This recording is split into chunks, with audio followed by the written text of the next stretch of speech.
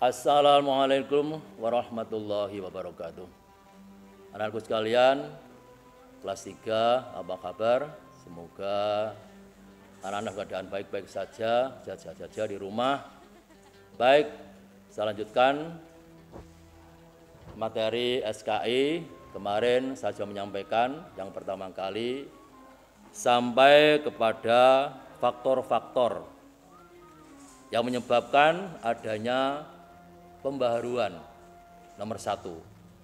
Jadi ada 2 faktor apa saja yang membuat para modernis, para mujaddid mengadakan pembaharuan Islam. Artinya apa? Bagaimana nanti umat Islam di masa akan datang nanti bisa menyesuaikan diri dengan perkembangan zaman dalam teknologi sekarang ini. Yang kedua, para ahli menyoroti adanya dominasi bangsa Barat atas dominasi Islam di bidang ekonomi. Nah, dan di buku yang terbaru nanti kamu lihat ada 2, dominasi sama hegemoni. Dominasi itu adalah penguasaan pihak yang lebih kuat dan yang lebih lemah. Jadi seperti misalnya bangsa Barat lebih dulu menguasai bidang teknologi dibanding umat Islam zaman itu. Ya. Baik teknologi dalam masalah yang menonjol dalam masalah teknik perkapalan. Sehingga mereka itu lebih dulu bisa menguasai daerah-daerah yang banyak menghasilkan berbagai macam tambang atau kebutuhan hidup. Itu. Yang kedua adalah hegemoni bangsa Barat. Pengaruh kepemimpinan suatu negara atas negara lain.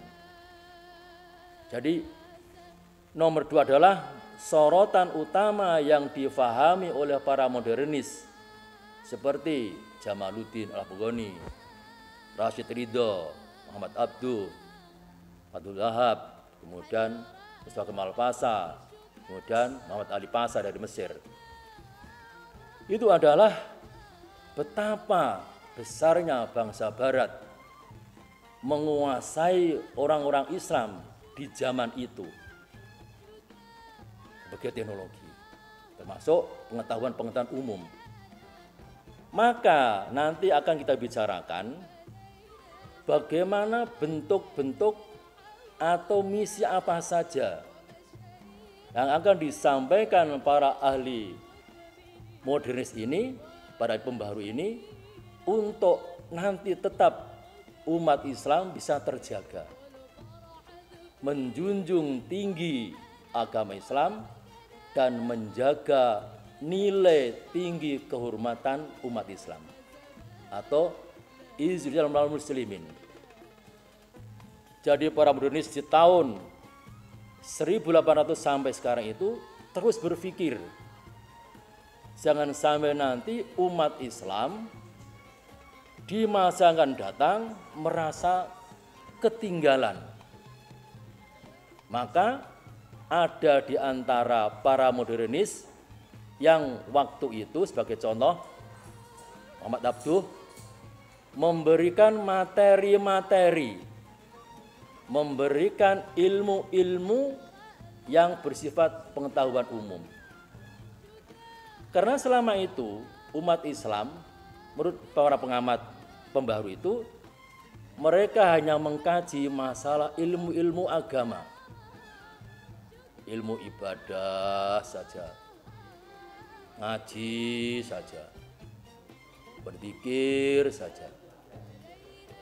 Maka mereka berpikir kalau nanti umat Islam kok selama seperti itu cuman hanya berpikir ukhrawi saja, ibadah saja, maka nanti yang terjadi umat Islam pasti akan ketinggalan dalam menangani problem kehidupan mereka.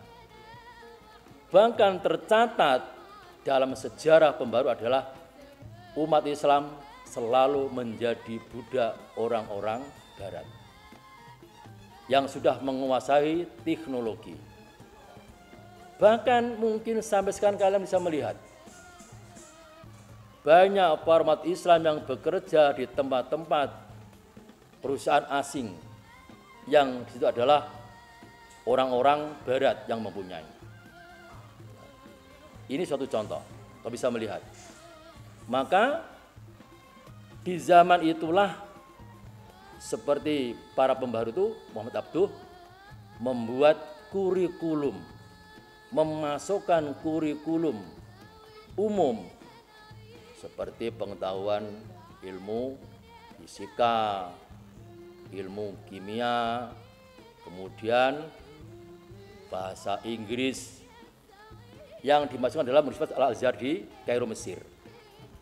Mulai saat itulah umat Islam mulai tergugah, mulai berpikir dengan maksud nanti agar mereka mempunyai kesejajaran di dalam mengendalikan teknologi dunia. Jangan sampai umat Islam senantiasa menjadi budak yang disuruh oleh bangsa-bangsa barat. Maka kita bisa melihat perkembangan yang kita di Indonesia. Bapak Dr. B.J. Habibie contoh seorang yang sudah mengamalkan pembaharuan bidang teknologi yang dulu pernah diamalkan diberikan di Al-Azhar di Mesir. Dia seorang umat Islam yang mampu menjunjung tinggi bidang teknologi penerbangan atau kapal terbang Nurtanio di Bandung itu, di mana dulu dia pernah belajar kurikulum teknologi penerbangan di Jerman.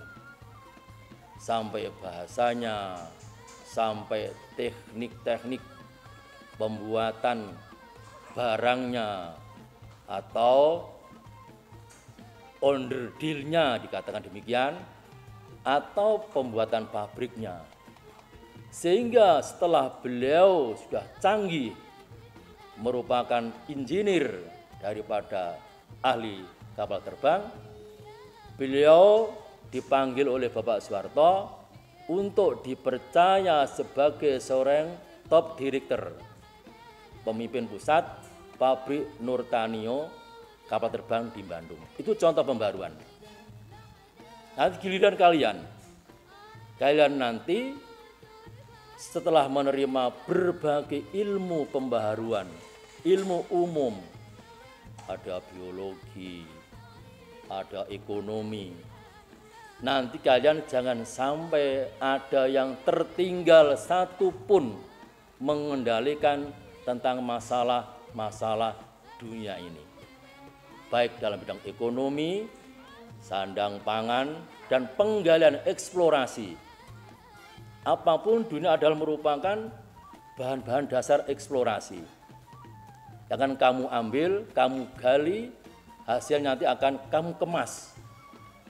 Misalnya tambang, hasil pertanian, dan sebagainya nanti ini adalah tugas kamu.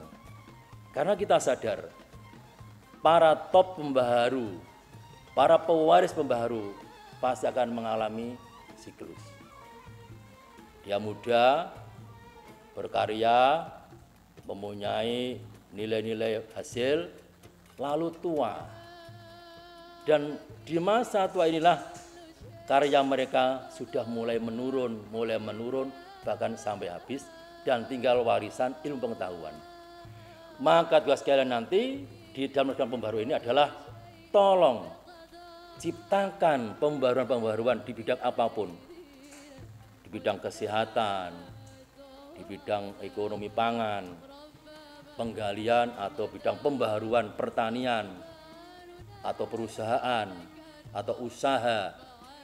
Sehingga nanti umat Islam mempunyai kesejajaran di dalam hal apapun dibanding orang-orang barat yang waktu itu merupakan dominasi dan hegemoni bagi umat Islam.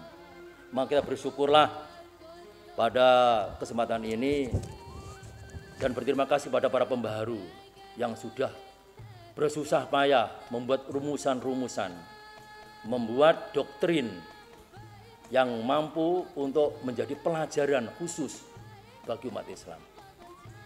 seperti dalam yang disampaikan oleh Jamaluddin Al-Afghani, innallaha la yughayyiru ma biqaumin hatta yughayyiru ma bi anfusihim.